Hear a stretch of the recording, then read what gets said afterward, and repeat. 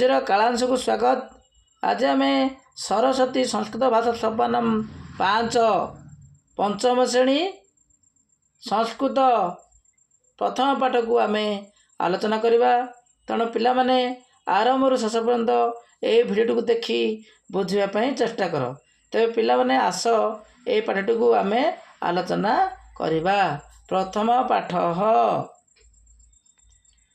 ଶ୍ରୀରାମ ଦଶରଥସ୍ୟ ପୁତ୍ର ଅସ୍ତି। ଶ୍ରୀରାମ ଦଶରଥଙ୍କ ପୁତ୍ର ଅଟନ୍ତି। ଶ୍ରୀରାମ ହସ୍ତେନ ଧନୁ ଧରତି। ଶ୍ରୀରାମ ହସ୍ତେନ ଅର୍ଥ ହାତରେ, ହସ୍ତେନ ହାତରେ ଅର୍ଥ ଲେଖୁଥାଅ। ହସ୍ତେନ ଧନୁ ଧରତି, ଶ୍ରୀରାମ ହାତରେ ଧନୁ ଧରିଛନ୍ତି। ସହ ସହ ଅର୍ଥ ସେ, ସହ ସେ। ସହ ସ୍ୱଭାବେନ, ସ୍ୱଭାବେନ ସ୍ୱଭାବରେ, ସ୍ୱଭାବେନ ଦୟାଳୁ ଅସ୍ତି, ସେ ସ୍ୱଭାବରେ ଦୟାଳୁ ଅଟନ୍ତି।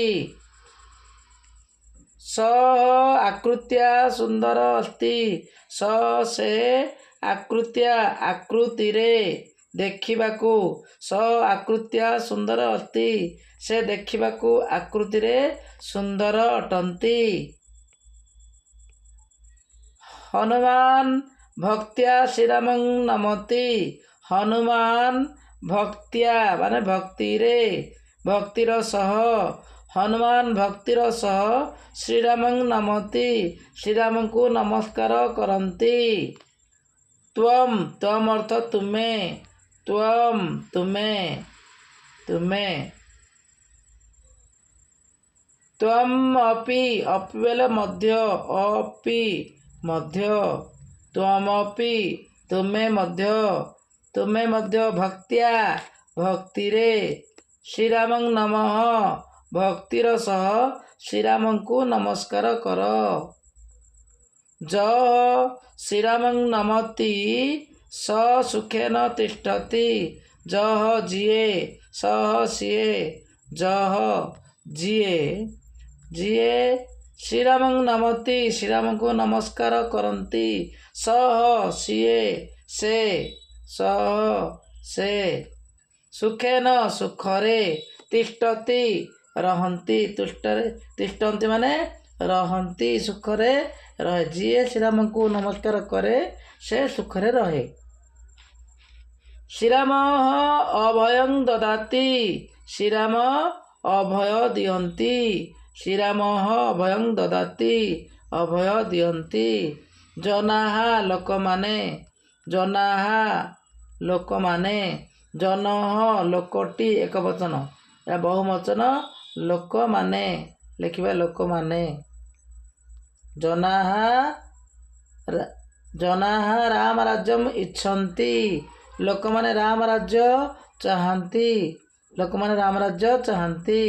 ବର୍ତ୍ତମାନ ଅଭ୍ୟାସ ପ୍ରଶ୍ନୋତ୍ତରକୁ ଆମେ ଆଲୋଚନା କରିବା। 1 ନମ୍ବର ପ୍ରଶ୍ନ, ସଂସ୍କୃତେନ ଉତ୍ତରଂ ଦେହି। ସଂସ୍କୃତରେ ଉତ୍ତର ଦିଅ। କ ନମ୍ବର, ଶ୍ରୀରାମ କେନ ଧନୁ ଧରତି। ଏହାର ଉତ୍ତର ଲେଖିବା।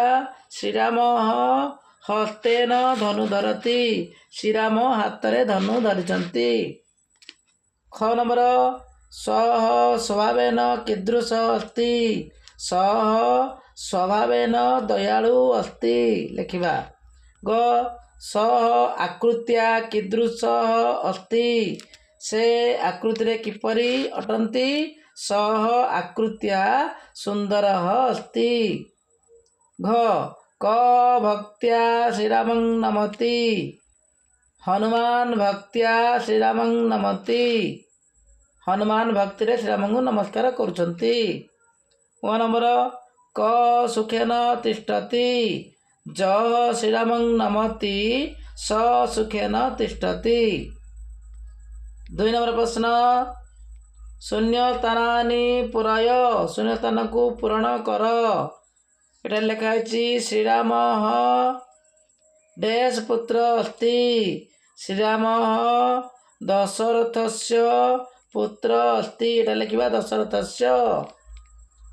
ख सः डैश सुंदर अस्ति स आकृत्या सुंदर अस्ति ग हनुमान डैश श्रीरामं नमति भक्त्या এটা লিখিবা भक्त्या त्वमपि भक्त्या डैश नमः श्रीरामं नमः श्रीरामं नमः जनाः डैश इच्छन्ति जनाः रामराज्यम् इच्छन्ति रामराज्यं रामराज्यं त्वमपि भक्त्या श्रीरामं नमः এটা লিখিবা श्रीरामं श्रीरामं सह स आकृत्या এটা লিখিবা आकृत्या आकृत्या श्रीरामः दशरथस्य पुत्र श्रीरामः लिखिबा दशरथस्य रथस्य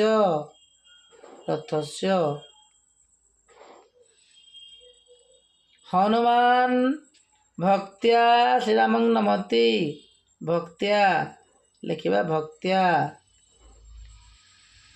त्वमपि भक्त्या श्रीरामं जनाः रामराज्यं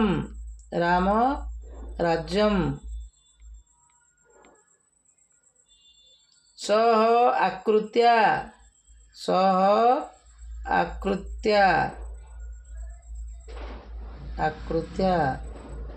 এইভাবে ଆମେ ଲେଖିବା। ବର୍ତ୍ତମାନ ଆମେ ବାକ୍ୟାନି ରଚୟ କୁ ଲେଖିବା। ହସ୍ତେନ ବାଲକः ହସ୍ତେନ ଲିଖତି ଲେଖିବା ବାଲକः हस्तेन लिखति हला पिला माने तापरे भक्त्या लिखिबा छात्रः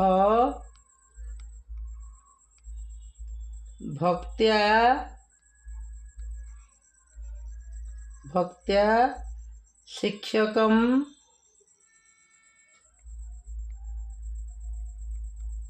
नमति छात्रः भक्त्या शिक्षकं नमति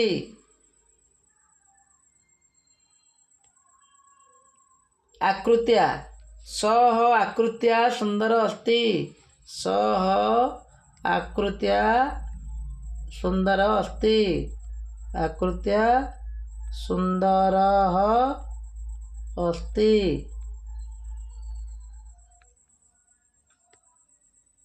स्वभावेन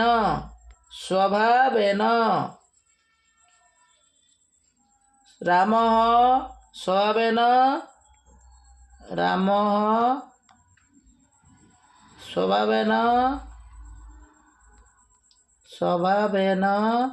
सुंदरः अस्ति स्वभावेन सरलः रामः स्वभावेन सरलः एमती लिखिपारिबा। नमति छात्रः गुरुं नमति छात्रः गुरुं